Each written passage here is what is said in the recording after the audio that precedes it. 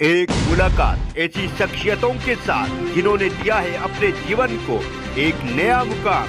रूबरू कराएंगे ऐसी कुछ हस्तियों के साथ एक खास शख्सियत के साथ मुलाकात जयदेव पटेल के साथ नंबर 1 इंडिया न्यूज पर। नमस्कार व्यूअर्स, मैं जयदेव पटेल और आप देख रहे हैं नंबर 1 इंडिया न्यूज। आपका एक बार फिर स्वागत है एक खास शख्सियत के साथ मुलाकात प्रोग्राम में। आज हम बात करेंगे महाकुंभ के आखिरी स्नान से पहले सियासत तो तेज हो गई है, इसके क्या मायने हैं। और इसी के साथ साथ में आज दिल्ली विधानसभा में कहीं ना कहीं सीएजी रिपोर्ट जो पेश की है, जिससे जो हंगामा क्रिएट हुआ है, आखिर इसके क्या मायने हैं। इन्हीं तामुद्र बातें के लिए हमारे साथ खास मेहमान है राष्ट्रीय विश्लेषक फिरोज बख्त अहमद। फिरोज बख्त अहमद जी, आपको बहुत स्वागत है आज हमारे प्रोग्राम में। आपका बहुत बहुत शुक्रिया जी फिरोज बख्त अहमद जी, आपसे मेरा पहला सवाल है कि जिस प्रकार से महाकुंभ के आखिरी स्नान से पहले सियासत जो तेज हो चुकी है, इसके क्या मायने आप देखते हैं। देखिए, ऐसा है, जहां तक कुंभ का ताल्लुक है, कुंभ एक जो हमारे भाई हैं सनातन धर्मी, उनका बहुत बड़ा त्योहार है। और जैसे हमारा हज होता है ना, हज जी, उसी तरह से कुंभ है।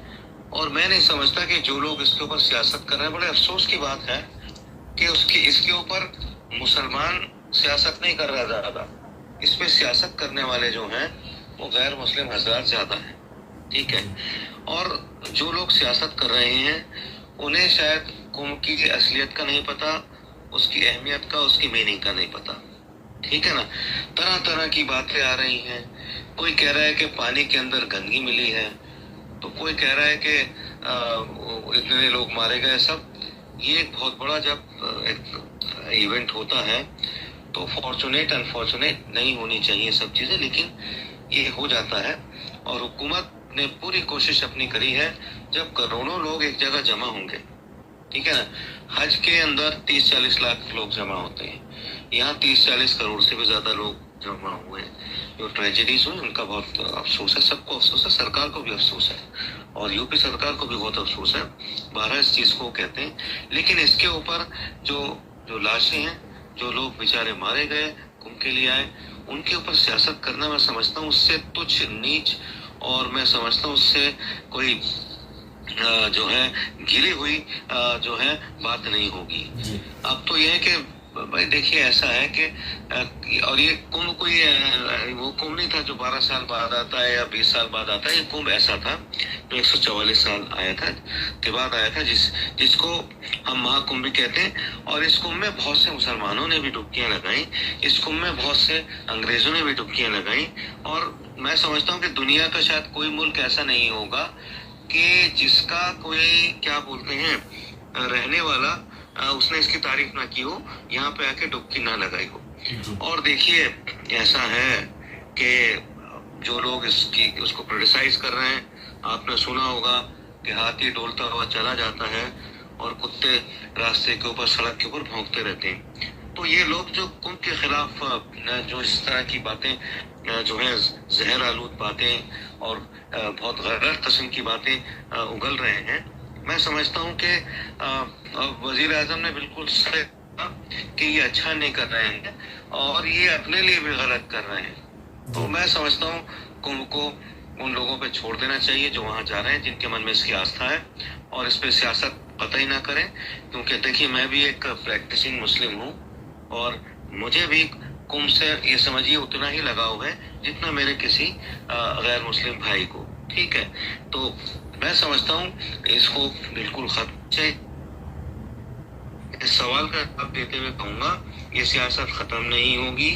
ह्यूमन माइंड जो है वो बड़ा रगेड और बड़ा ही ये समझिए कि उसमें अक्सर सलांद होती है और उसकी जो बदबू है बार बार निकलती है।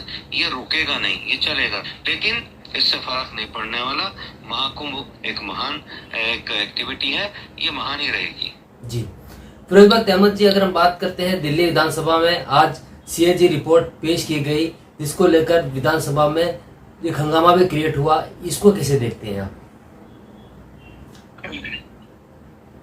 देखिए, ऐसा है, सीएजी रिपोर्ट अपनी जगह है, सब चीजें अपनी जगह है। मुझे सबसे बड़ा अफसोस इस बात का हुआ है, ये जो केजरीवाल के कॉन्टेक्स्ट में जो एपिसोड है, केजरीवाल एंड टीम का जो एपिसोड है, कि अब केजरीवाल के बाद कोई भी मूवमेंट, पब्लिक मूवमेंट जो कि सियासत को स्वच्छ बनाने की कोई कोशिश करने वाला मूवमेंट होगा, आप शुरू करेंगे, हम शुरू करेंगे, इस मूवमेंट को हमेशा के लिए इन्होंने खत्म कर दिया है।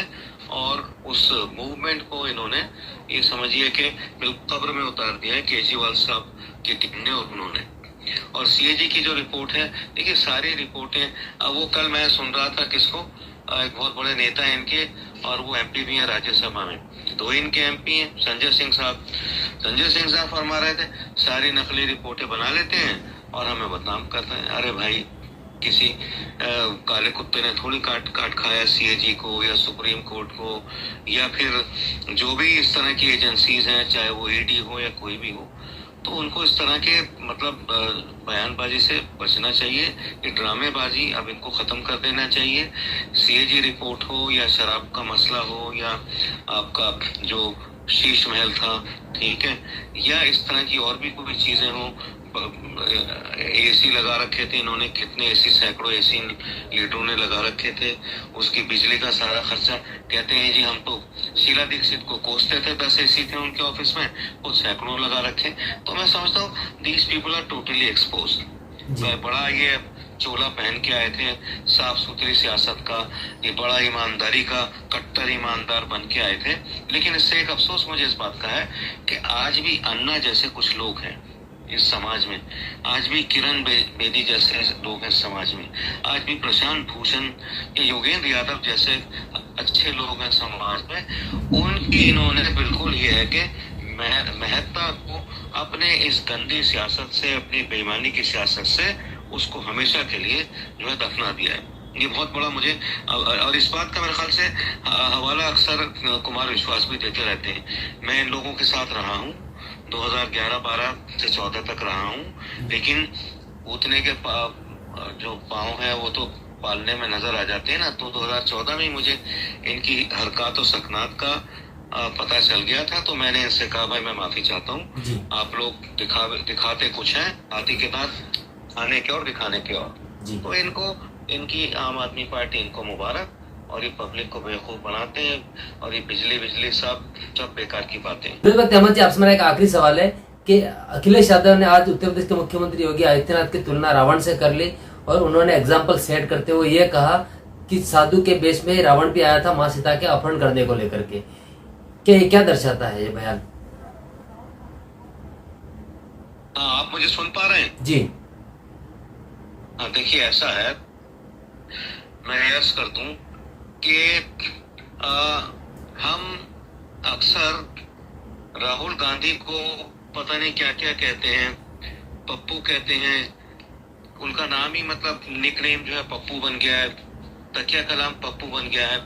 लेकिन मैं असल में समझता हूँ कि ये जो तकिया कलाम पप्पू का है, ये राहुल गांधी के लिए सही नहीं है, ये अखिलेश यादव के लिए सही है।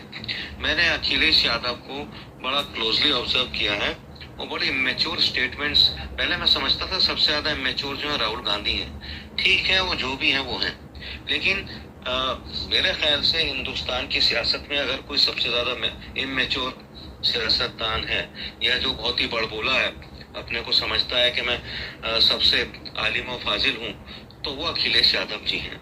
उनको जो भी कुछ बोलना है सोच समझ के बोलना चाहिए, ठीक है। और वो किसको रावण कह रहे हैं, क्यों कह रहे हैं, इसमें होता क्या है कि अगर आप आसमान के ऊपर थूकेंगे दुबे जी, तो थूक आपके ऊपर ही गिरेगा। ये इन्होंने यही किया है, क्या नाम है, अखिलेश यादव ने, यानी मियाँ की जूती मियाँ के सिर। इससे उनको योगी को रावण कह देने से वो रावण नहीं बनेंगे, लेकिन जो उनको इल्जाम लगाया रावण का, उसको अवश्य लोग रावण की उपाधि दे देंगे। जी फिरोज अहमद जी, आपने हमारे लिए समय निकाला, उसके लिए आपका बहुत बहुत धन्यवाद। बहुत बहुत शुक्रिया आपका।